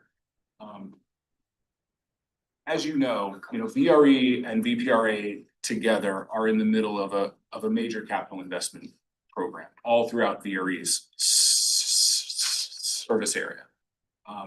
It's not just Long Bridge, it's a number of other major capital investments, a number of station improvements, yards, all kinds of projects that when it's all done, more capacity, more flexibility, and better reliability for passengers. And so what this is, once all this current sort of bulge of capital investment is done, that's going to allow us to operate significantly more both weekday and weekend service without more rail cars, without any more sort of additional investment on top of that. We're going to be using, the comment that I made before, we're going to be using our existing assets more effectively. The only real investment that we're going to have to make is a couple more locomotives, which is not nothing, but in the scheme of things is really pretty tiny. It's not until we get it to the mid 2030s, 2035-ish time period, that another big bulge of capital comes for VRE, and that is the replacement of our existing fleet of 100 railcars. And I don't want to diminish that. That's a huge investment, but that's kind of in layer 2 or even layer 3 of the needs that we're going to be laying out in the SJ28 process. Next slide, please. I didn't want to overwhelm you with a whole bunch of charts here. I wanted to give you one that I think is really sort of explains the dynamic here. So the reddish on the left is the no bill in 2030. That means VRE maintaining its existing level of service. And then the yellow on the right is the bill. So again, that like 60%-ish increase in the number of weekday trains, big increase in the number of weekend trains as well. Just because of inflation, things like that, we would expect VRE's operating expenditures in 2030 to be about $136 million. That's the total amount on the red line, on the red graph there. This sort of structural gap, given sort of reasonable assumptions about state revenue out of the MTF, about passenger revenue, all those things, is a gap of about $40 million. That's that sort of rose-colored area there. Okay. You move to the right, you move to the yellow part, it's a 48% increase in total expenditures. So a 60% increase in service is not like a one-for-one 60% increase in cost. You're not going to have 60% more of me and Nick, right? There are there's diesel, there's access fees, there's the engineers and the conductors. Those things all kind of go up one for one, but lots of other costs don't increase them. So okay, so now you're up to roughly $200 million in expenditures in 2030, but that gap, all those revenues are not also going to grow by 48%. The MTF at the state level, not going to grow by 48%. Passenger revenue, not going to grow by 48%. So that gap is going to grow by more than the cost of providing the service. So that, again, that's the dynamic that as we sort of project out these needs that we have to wrestle with, because that happens with any transit agency, right? Your planners are good. They know what they're doing. The service you have out there now is generally your most productive service. As you expand, as you go into other times of day, other directions, other whatever, it can still be a very good idea to do it. It's just generally not going to generate as much passenger. So there you go. Okay, with that, I'm be happy to answer questions, let Nick and Rich join in as well. So the schedule here is we get the presentation tonight. We'll be called upon to vote on this system at our July meeting. And then further evidence to implement. So questions, comments? I have a question, Mr. Chairman. Let's go back to the early slides where it says weekday service plan and ridership. And you're trying to understand how we, if we wanted to do the upgraded one, the higher level of service, that would come with the added revenues that you showed in that last slide with the yellow thing. How do you move from the first set over to the second, I mean, from the left to the right? You're referring to this slide right here with the 2030 weekday service plan and ridership? Yes, sir. And your question was What what kind of level of thing, service increases would permit that or would allow for that increase in ridership? what do we need to do to if we wanted to increase level of ridership? Yeah, so that would be the yeah, if we could bring the presentation back to slide number What's our number? 1, 2, 3, 4. You could use that or any of the ones after that. Yeah. For the same the same question, really. It's a slide that says 2030 weekday service plan and ridership. Right there, yes. To be able to achieve, we feel the level of average daily ridership on the right set of bars at 15,000. That would come with the need to increase service by 63%. So that's going from our 32 daily trains to our 52 daily trains in 2030. You see how it breaks down on the 2 lines. I think I knew that, but what do we have to do to make that happen? What's that cost? I can, So was it yeah, cost? so that's it's a 40 roughly a $40 million gap, or excuse me, $40 million difference between the no bill gap. So what kind of funding gap we would be experiencing if we didn't increase the service. And that's found on the penultimate slide there. This one? Yes, that one right there. $83 million is the gap that we've identified if we were to implement it. So it would require an additional 40 million annual contribution through some funding source to be able to make that happen. So just one more time. So this one here, if we did this, all this right here, we'd be able to fund that weekday service increase, that weekend service increase. And the third one was. No, yeah, weekday service plan and ridership, which was, yeah, okay. All right, just wanted to put those two together. I think, just if I could comment, I think the public will want to do this. So it's good to have a plan that shows it happening.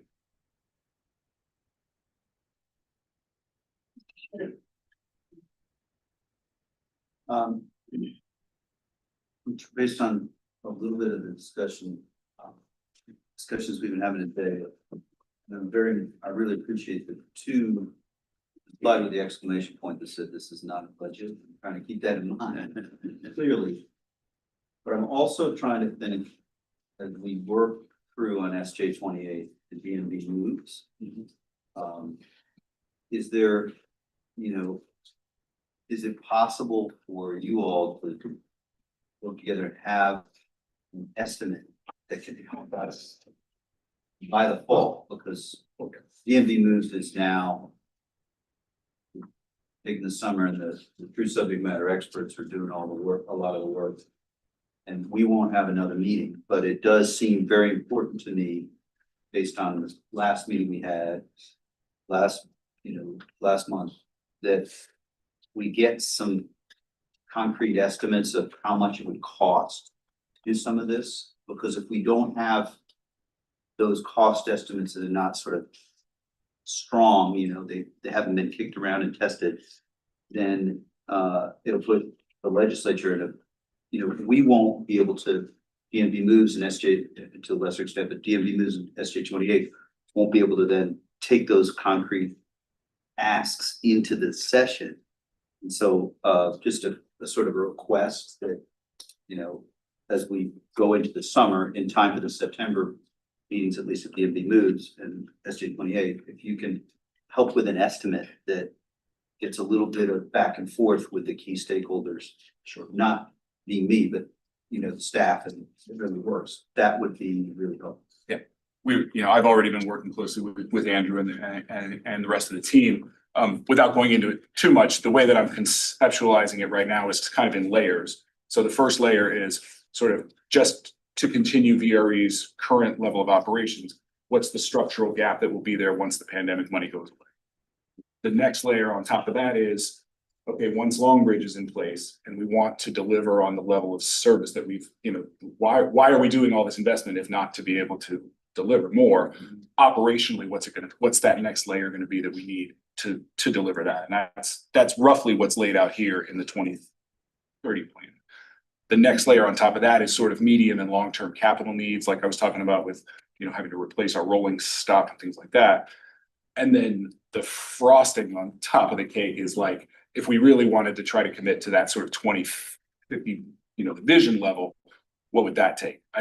I'll tell you, I think the price tag on the frosting will be a little bit like, oh my, but that's okay. I mean, I think if we can get the other layers taken care of, we'll be in very good shape. So.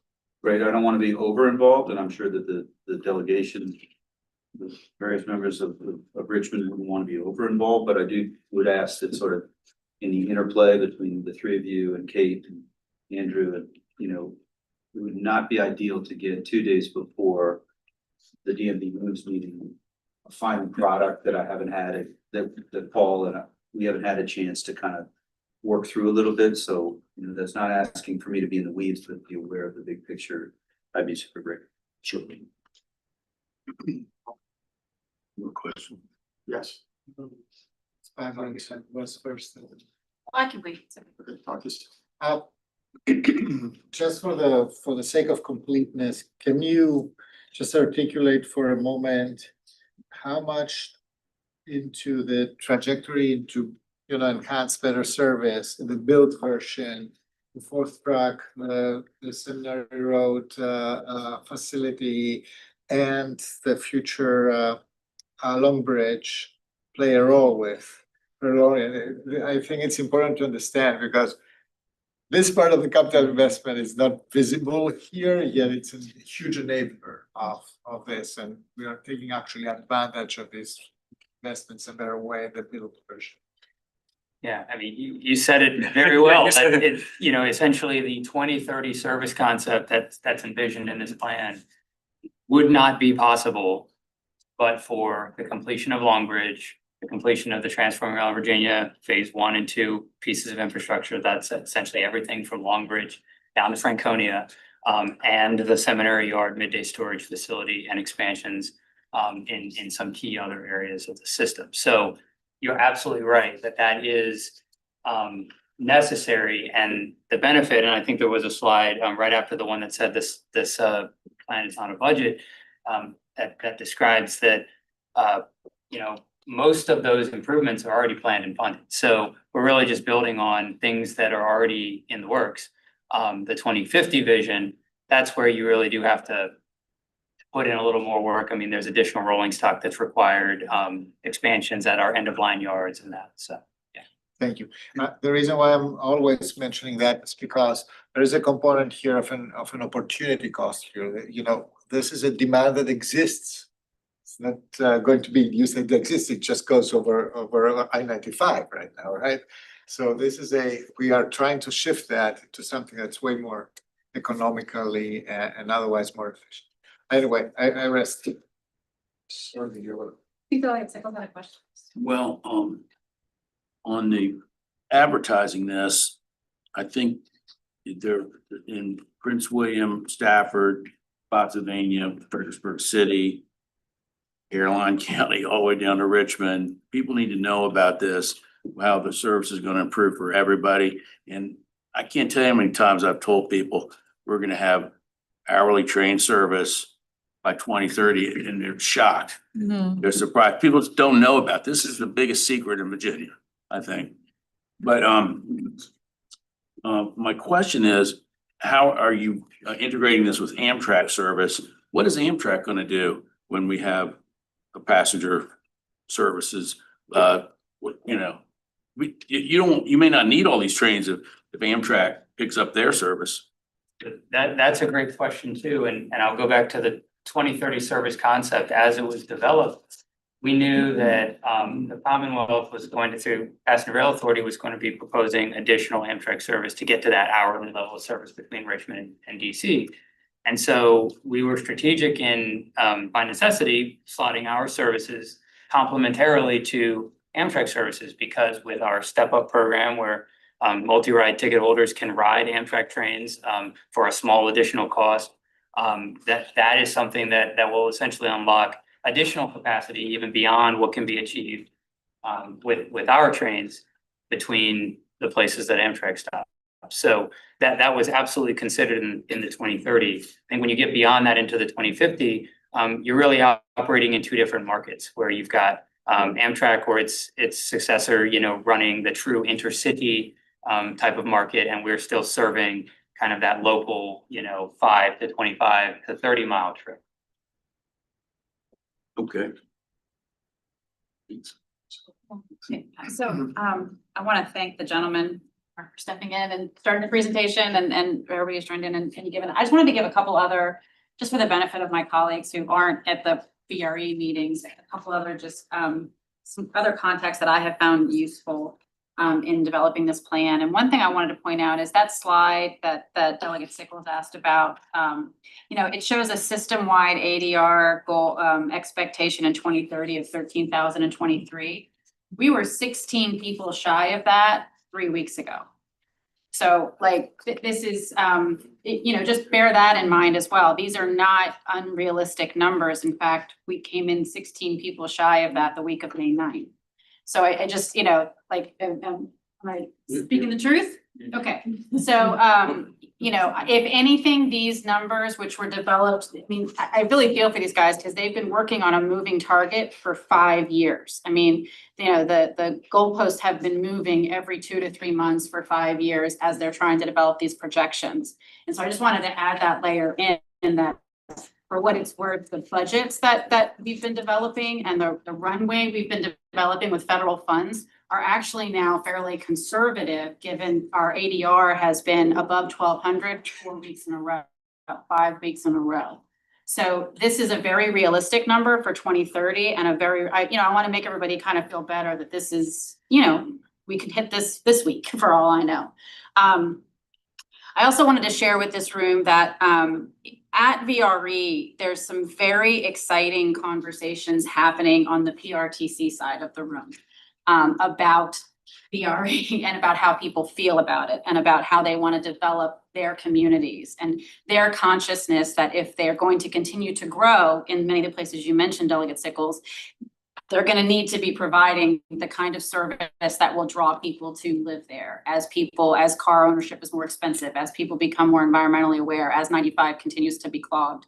And so there's been, while there are concerns always about jurisdictional subsidies and, who's paying for all this, there's been a lot of really interesting dialogue from PRTC members about where this is headed. So I'm agreeing with you essentially that there's, as people hear about this, I was really pleased to hear Mr. Cantonis kind of raise the operational sides of things and some of these improvements, because as in a very layman's way, VRE is actually going to become more efficient and more affordable with so much of what's happening over the next 5 years by the investments by VPRA into the Manassas line, creating the Long Bridge investments, all these improvements. It's actually going to be a little cheaper in some ways because we're not paying these excessive access fees, and will be more reliable because we're not stuck behind freight trains. So we're going to have a better product that is paying a little less here and there, and that will help contribute to these numbers. And so just some of that context. And the last thing I kind of wanted to say is when everybody was talking about Congressman Connolly earlier and Supervisor Hutchins, I didn't personally know either of them, but I have referenced both of them a lot in the last 6 months when I talk about visionaries. And like, somebody has to have a vision, and I reference like the silver line. And so I don't know what's in store for VRE. I don't know if it's gonna have this vision, but I know that like it takes rooms like this and, you know, and moments like this for somebody has to sort of put it out there. And so whether or not the minutia of the numbers are dead on, I think it's important that we vision like this. And to Matt's point, that we give a strong number to the General Assembly to try to work towards. Because if we are committed to a future with sort of regional rail and more opportunity and taking some of that demand off the roads, we have to at least vision it. And so all the talk lately about, you know, Congressman Connolly and what a visionary he was, it just made me think, well, who in this room is going to be that, you know, visionary for the next big project? And I'm not necessarily saying VRE is, but something like this strikes me as that kind of visioning. And I want us to be right and specific and test our hypothesis. But you know, let's dream a little. Just to follow up, I love that. What is the maximum ridership that could happen? I mean, what's the capacity? Let's say this thing blows up and everybody, I mean, it very well could. The vision is good. This could be very popular. And how would that impact? I mean, there would be more money as well from the ticket holders. Mhm. So an 8-car train can hold 1,068 people, is that correct? Depends on how many. Like, Yeah, let's just. It's 6,000. How many bikes on the bike? Exactly. Very good. Yes. So essentially a little over 1,000 people. And if you're running a train every 20 minutes in the peak period, peak direction in 2050, you know, for 4 hours in the morning and 4 hours in the evening, you know, do the math. Yeah, that's a lot of people that aren't driving on 95 and 66. And they all get a seat too. Yeah. and a bathroom. And a bathroom, yeah. Internet. Question for me. And because honestly, I've followed this a little bit less than I follow the metro side. As you did that, the work, is there data? I mean, I know we've been seeing and hearing that sort of in the future, it also means you're gonna have people who are now maybe in their teens, 20s, 30s are gonna be the ones more likely to be using this system, and that I believe the trend is showing less of a car dependency and more of an interest in transit, and especially in the exurban and beyond. I don't know if any of that has come into this projections or studies and in the visioning and the dreaming side of it. I'll mention the fare free for, yeah, so one of the policies that we currently have is if you're under 18, you can ride for free, and what better marketing, right? You might be riding with your parents still, but you'll remember that the thrill of being on a train when you're 15, 16 years old, maybe going up to DC on the weekends, on a Saturday with your friends by yourself, you know, remembering that time when, oh, I'm so independent, I can actually, you know, go do things without being under the thumb of my parents. And then a couple years later, they graduate from college and they get a job in DC and they realize, well, it's really expensive. Maybe if I live a little bit further out, I can commute. And so I think it's a really strong potential marketing tool. And yeah, you're absolutely right that a lot of the surveys that I've come across, not any surveys that we've done specifically for the system plan, but has pointed to that fact that you brought up. So yeah, you're absolutely right. Yeah, because I also know, I think the highest is because of traffic, right? Mhm. And traffic has only gotten worse. Mhm. You know, hopefully this continues to be an incentive, and I agree. When I taught middle school, I taught them how to ride the bus, right? Yeah. You have to teach them, and if we continue to track, I don't know if you're tracking that. Clearly, maybe longitudinal studies of the free ridership program as we go, do they become then later long-term riders? Any other questions? I know one I have, and hopefully you can provide the information at the next meeting. So we know we know two things. We know that the proposal is to provide more service at more money. Question is, how do we know that people are actually gonna ride it? And what's the best, I guess in private sector terms, it would be marketing. What surveys have you done? So I would appreciate more of an answer. If we're gonna be called on to make the investment, we're gonna be called on to provide more service.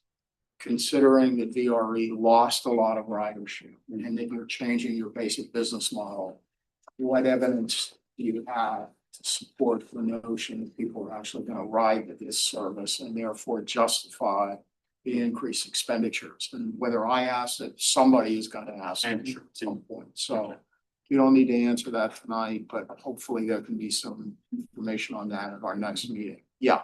And Mr. Chairman, I've also, if you could come back whenever you prepare, excuse me, the information when we're talking about SJ 28. Basically, how much money is needed on operating and capital from a subsidy from somewhere. I mean, we really do that. And I think SJ 28 is gonna need it. All right, yeah, please.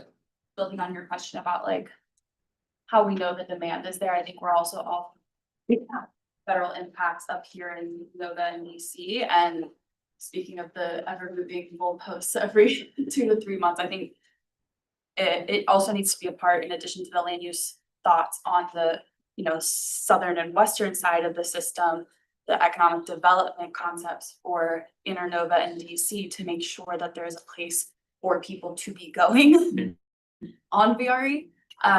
Because it would be great to have more land use development down in Stafford, but if those folks don't have jobs anymore that they're using to commute to, you know, we may not see the ridership. And so I think that's just something for us to continue to think through as we think about our federal impacts.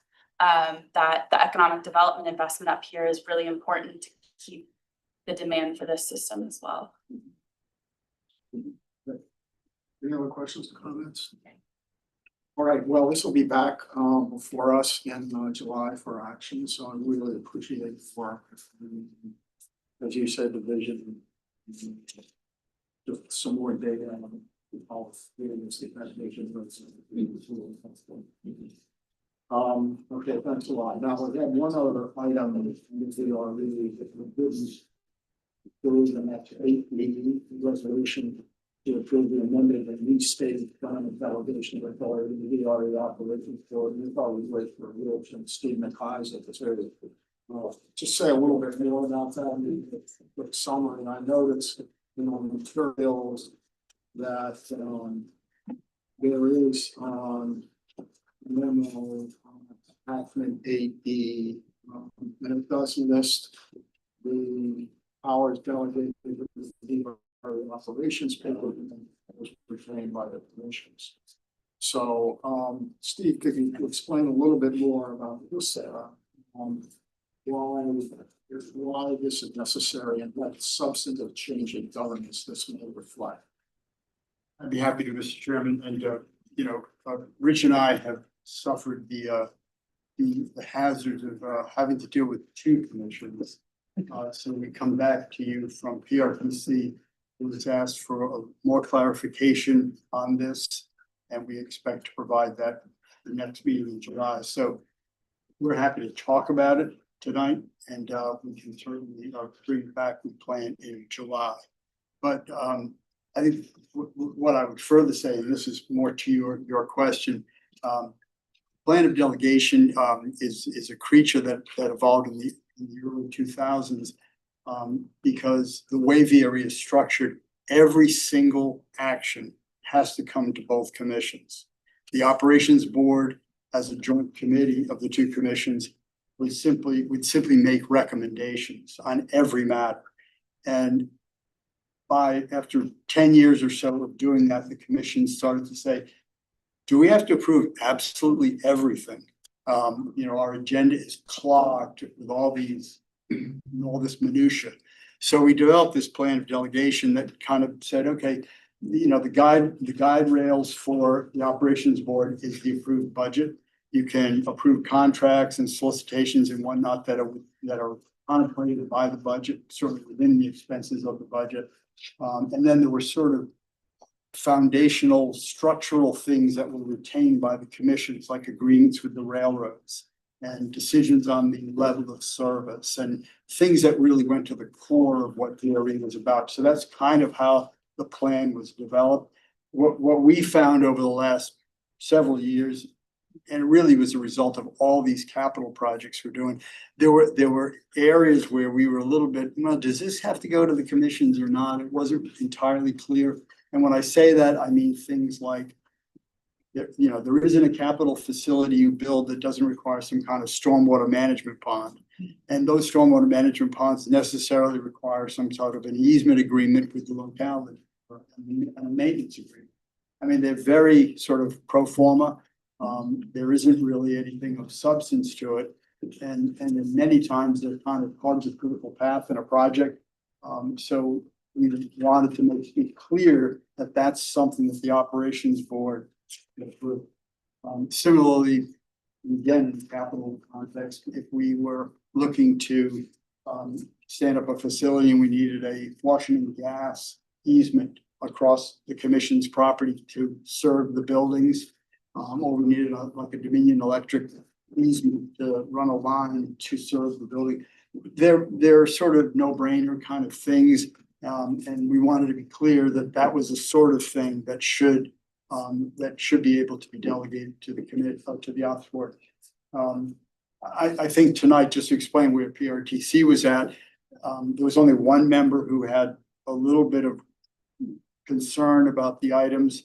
And that person had a city background and was very worried about constitutional limitations that cities have on the grants of franchises and things that are completely inapplicable to what the commissions do. So I think that we just need to come back at PRTC with more clarification about what these different areas are. And we'll obviously provide that same to you all next month. So we're not asking for any action, but we're happy to answer any questions. Does anyone have any questions? And again, the memo, it has number 80 at the top, NVTC and PRTC is, I think, really explains what the action is. I mean, the first question is, are we prepared to act on this tonight or do we? Yeah. It sounded, I'm sorry. Go ahead. Yeah, it sounded like, given the PRTC conversation, there might be some revisions, so. Yeah, I think that there could very well be some edits, not that the overall intent changes, but I think some edits may be required. So that rather than you actually having an action that you then have to kind of supersede next month, I would just suggest you not do anything yet. And we'll just bring it to you, hopefully with a PRTC approval. They're meeting on the 10th, so we'll know what they're gonna do when you meet on the 17th. Okay. I mean, I prefer to move on stuff, but if there's a legitimate need to see. We need a motion to do nothing. Amendments made. No action taken. Any discussion before this commission? No objections, and we'll bring it forward. Thank you very much, Rich. I know you were delayed. Is there any final comment you want to make? Just thank you, Mr. Chair. Just we did once again, month of May, have a strong ridership month. One fewer service day than April, but we still saw nearly a 40 million riders. I mentioned at the PRTC meeting that just kind of going back, it was just a couple of years ago that it was that it took us the entire calendar year to eclipse 1 million riders, and we've done that for 5 months on this current calendar. So the projections are good, or the trajectory is good. I do want to comment, speaking of getting stuck behind freight trains, congestion exists out there today, and the projects that was mentioned before that are largely funded in collaboration with both APRA, VRE, CSX, and I mean, that congestion exists out there today, therefore. As those projects, even in the interim, progress, we're gonna see some relief there. Our reliability or on-time performance, unaudited, but about 80%. That's far below our target of 90%. So there's hope there, but again, from a regional system perspective or whatever, our riders, they're different from, generally speaking, from an Amtrak rider that, you know, can absorb an hour late train or whatever. Our riders can't, right? So we got to keep that in mind as we continue to progress these capital improvement projects. But I'm glad to say they are moving forward, and it's going to be pretty exciting over the next couple of years as those projects open up that needed capacity, which we need now, even if we're not adding trains. So that's my summary, Mr. Chair. No, that's great. Do any commissioners have any other questions? Hey, thanks a lot. Very substantive agenda. Thanks a lot. Sarah, thank you for your leadership. Apologies for being late. Okay, next item on the agenda is the Department of Rail and Transportation. Yes, hi, how are you? I'm great. How are you? Good. So, our normal director's report is in the packet, as well as, Director Robinson's normal, our monthly report to the Commonwealth Transportation Board. If you answer any questions. Sure, if I could take prerogative, Todd, this might be your last commission meeting, do I understand? Yeah, so that I haven't correctly? been here in a couple of years. You haven't. I've not even been here in a couple of years representing the DRPT director, and tonight is actually my final meeting as a DRPT employee. It was not planned that way. It was just total coincidence. But yes, I will be leaving DRPT after 10.5 years in a couple of weeks to become the CEO of a transit system in Pennsylvania that serves a major university. They have not made a formal announcement, so I can't really. Yes. Great, they're looking at. Congrats. Appreciate it. When did you first start with us? First meeting with us? December of 2014, so 10.5 years ago. It was about 2 weeks before. I was gonna say, or we 2 weeks started about the after same time. Kate started at Yep. NVTC. Thank you very much for your service to. Appreciate it.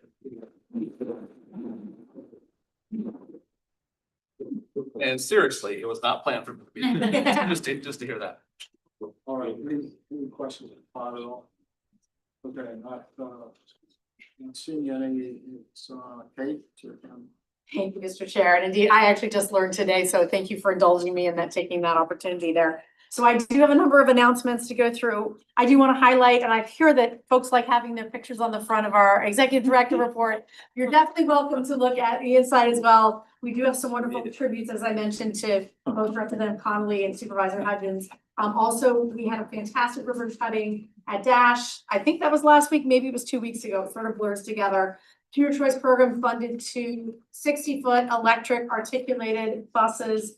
Super geeking out. And we had a wonderful event there, and it was paid for by our Your Choice program. So that was actually fantastic. We also, the newsletter also highlights the Virginia Transit Association conference. We had some opening remarks by Delegate Sickles there. Mr. Aguirre was elected the vice chair of VTA. And we also had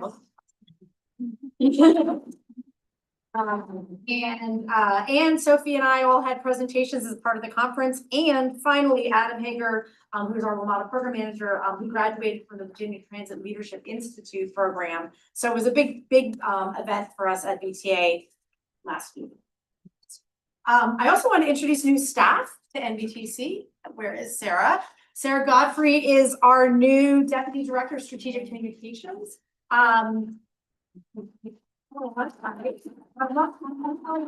Story. So she actually brings nearly 20 years of communication expertise to NVTC.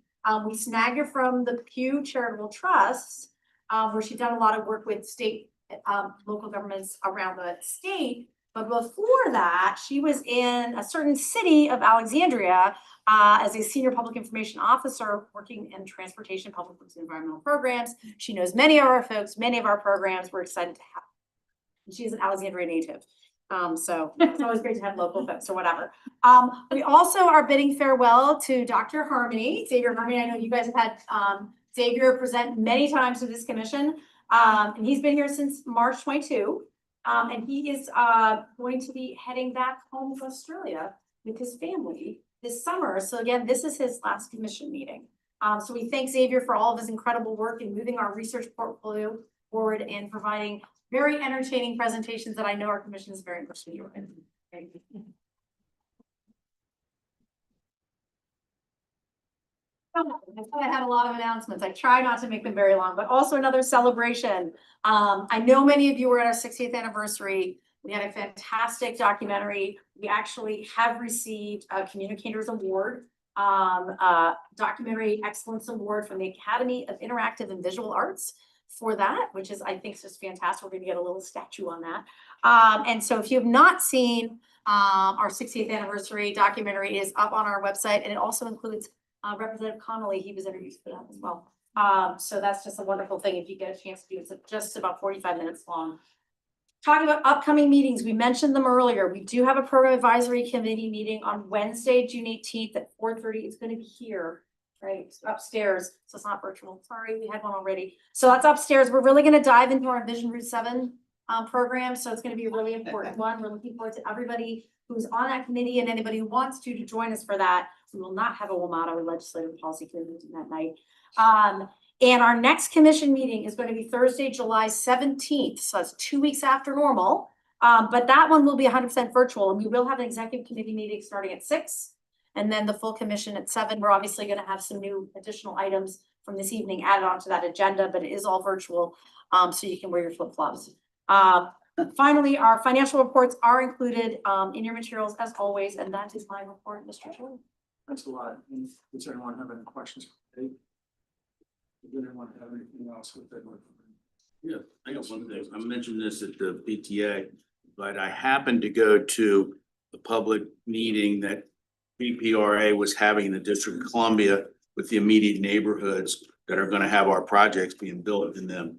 You know, the two Long Bridge projects, the big one, and then with the inside the city and the bridge itself. Anyway, it was interesting. And I thought it was so interesting and so geeky that You're moving to. yeah, no.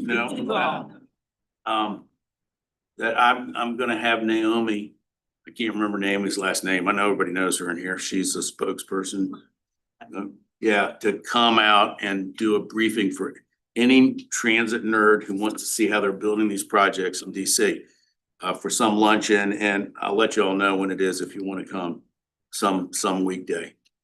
What the interesting thing, one of the interesting things that takes a lot of work is that once the Long Bridge gets over the river, there's another bridge that goes over Main Avenue that we all drive under. That bridge has to be taken completely out, and they're going to build a temporary bridge for the trains that are coming now, and then they're going to build a 4-track bridge to replace it, and they're sequencing this stuff with the north and the south to get all this done between now and 2030. So it's interesting, and so even though it's not in our jurisdiction, we're the owner. BPRA is the owner of the state of Virginia, and it's our project, so it's kind of cool. Well, Mr. Chair, that was something I missed putting my notes, but we actually have VPRA presenting at our July 17th meeting. So that's perfect. Oh. We're going to do a little bit over you. We're only giving 10 You don't have minutes. to come to my lunch then. But I think the lunch sounds fantastic. But I did want to mention, we actually do have them to give an update on all their projects that are going on. Just sort of a 10-15 minute thing within that July 17th meeting. So thank you, because you. Does anyone have anything to say about this point? Thank you all for your time.